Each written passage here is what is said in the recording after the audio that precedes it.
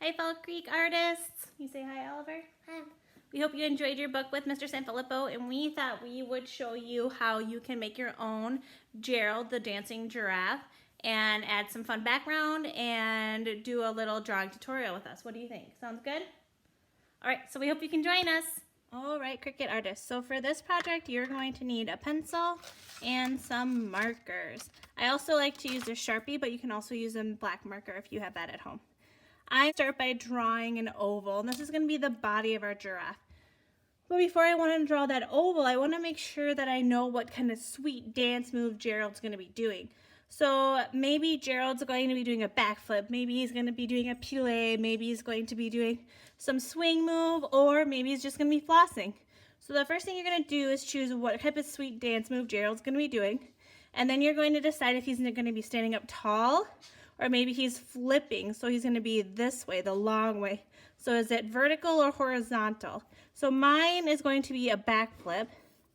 So I'm going to start by drawing an oval that's horizontal on my paper, okay? The next thing I'm going to do is draw another oval, but this oval is going to be much smaller, and this is going to be the head of Gerald. So this is going to be where the head would actually be. So I'm going to draw my oval down here because he's going to be doing a backflip like this. And then I'm going to connect the two with some lines. And then I'm going to add my legs. The legs are going to be like long rectangles. So the back legs always start out really thick because they have some big thigh muscles because they're kind of big creatures. And then sometimes they kind of bend, making almost like a letter L. And then you have your hoofs and your other, this one's going to be flying down this way. And we got some arms. So these are kind of just like really skinny rectangles, two in the front and two in the back of your giraffe.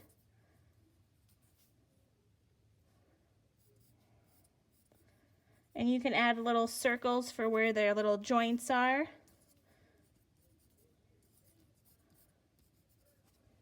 And then Gerald has some more details like a tail.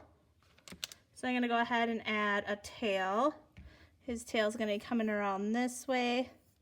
And he's always got that little tuft of hair on the end of it. I always kind of call it a little teardrop shape. And then he's got some ears that are some teardrop shapes.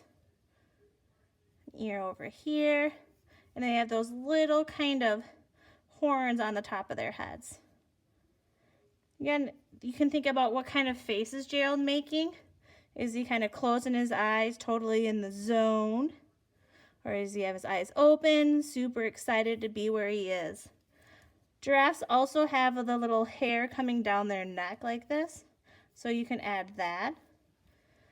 And then we're going to go ahead and outline this. So you can either use a Sharpie or a black marker, and you're going to outline it. But think about it, I'm going to go all the way around the outside shape. So my oval here, I'm not going to outline my whole oval because parts of that I wouldn't actually see on Gerald. So I'm only going to outline the outside edge of my shape, going around the outside edge. So not going in here, just staying on the outside, going around the outside edge. I'm going to go ahead and outline my whole giraffe. Alright, so I completely outlined the outside shape of Gerald, and then I also went in and added some details on the inside. So I outlined his little horns.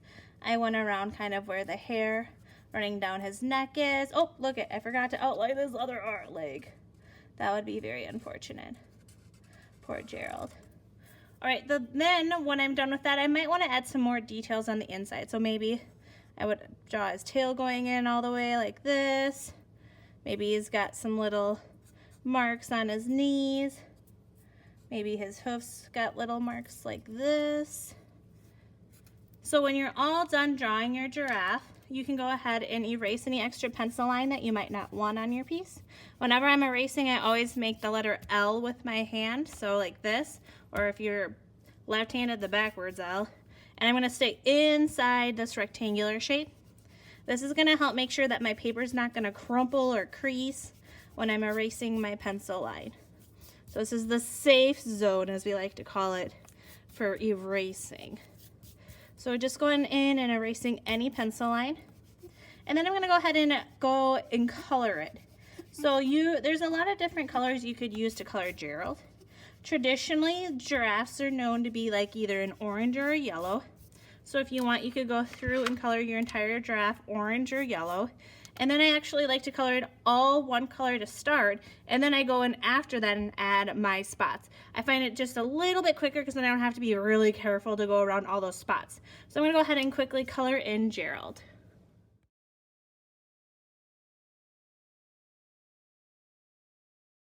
Alright, so I've colored in Gerald with all one color yellow, and one tip and trick for coloring with markers is I always lay it to the side a little bit so I can get a little bit of a bigger mark, and I'm always coloring in one direction. No, not the band one direction, but the directionality that I'm making movements with my hand. So if I'm doing horizontal marks, I'm going to do horizontal marks all the way throughout my entire giraffe, so that it's nice, uniform, and looks one consistent color. Now you might notice I've left some spots white because I want those spots to be a different color. So you could choose to either do your spots brown or orange or whatever color you want.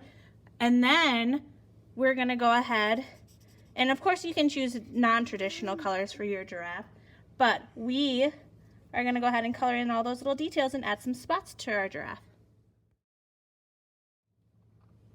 All right, so I'm completely done creating my giraffe. I can be done here, or I could create a background for Gerald to be dancing in. So if you would like to create a background along with me, feel free to continue watching. You might want to pause and take a dance break, or if you're happy with what your giraffe looks like, then hang it on the fridge. Make sure to take a picture with it and share it with us so we can see what you've been up to.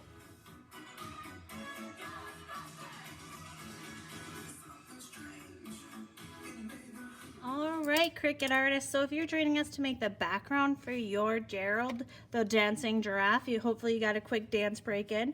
I'm going to be using paints, paintbrush, and we're using a semi-moist tempera cake here, also very similar to watercolor, but you can just use a liquid paint, or you can just use markers, and I can show you a way that you can make that look really cool as well.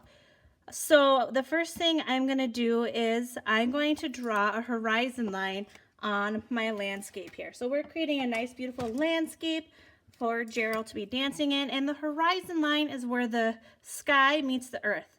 So if I'm looking out into the distance, the sky doesn't just end up here and there's not a line. The sky actually is going to go all the way down till it meets the earth, and that's called the horizon line. So I've just added a couple bumps here.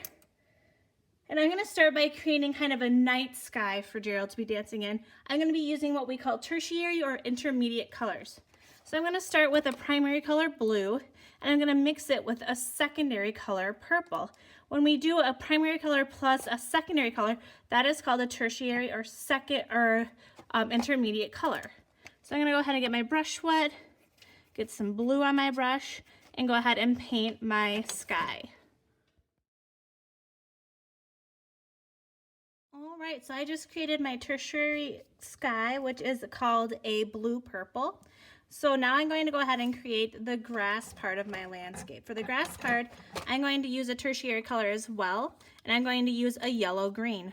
So I'm going to go ahead and get some water on my brush and get some yellow and paint the whole land here a nice yellow. And then I'm going to go ahead and put some green over the top of that to make a nice tertiary color. Alright, so I've completely finished my background for my giraffe. Now notice I did that on a completely different piece of paper because I'm going to be cutting this out and gluing it on. I prefer to always cut it out and glue it on because it's a little bit easier for me to do nice big brush strokes on one piece of paper than to try to carefully get around Gerald and maybe I'd mess him up. And I don't want to mess my awesome giraffe up. So now I'm going to go ahead and cut this out and glue it on. I'm going to show you really quickly too, if you don't have paints at home, how you can do this same process with markers, okay? Alright, so I colored in and it looks very scribbly and not very nice right now. But what I'm going to do now is I'm going to add some water to this, and it's going to make it look exactly like my painted one would work, because markers are water soluble, which means when you add water to them, they're going to become like paints. So I can either do this with a brush and water if I have a brush and water at home, or even if I have a spray bottle with just water in it, or even a sponge that's wet, I can create that same technique. So I'm going to go ahead and I'll demonstrate all of those techniques. Right, so I have just a spray bottle with water in it, a sponge that's just very, very lightly dampened with some water. And I'm just going to kind of sponge over it if I'm using a sponge. And notice I don't have a lot of water. I just don't want too much water because it's going to get too soggy and my paper might tear. If I have a spray, I'm just going to gently spritz over my marker, okay? Or if I'm brushing, I'm just going to take my brush in that water and I'm just going to let it spread out. And you're going to notice right away that that marker is going to start to spread and become like paint.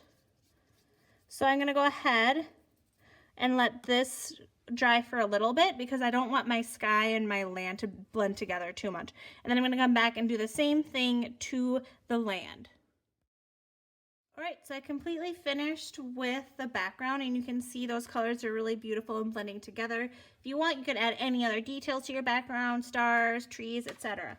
But now I'm going to go ahead and I'm going to cut out my giraffe and I'm going to glue it into my background.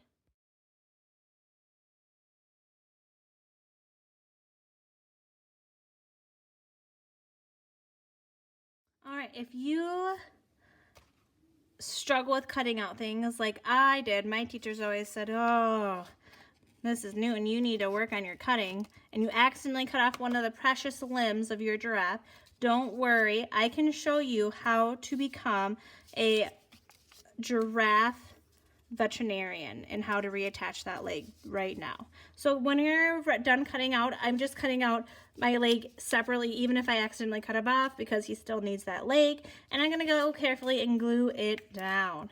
So I'm just using a glue stick. You are welcome to use liquid glue, whatever you have at home to glue your giraffe to your background. And I'm gonna glue him down. Notice I haven't put anything on my poor little leg that got cut off. Give him a nice massage. He's been dancing hard. I'm sure he's got some sore muscles. And I'm gonna go ahead and glue the back of my leg that fell off. And I'm going to attach it exactly where it would be if it was still attached. Voila! There you have it, Gerald, the fabulous dancing giraffe. I cannot wait to see your giraffes at home.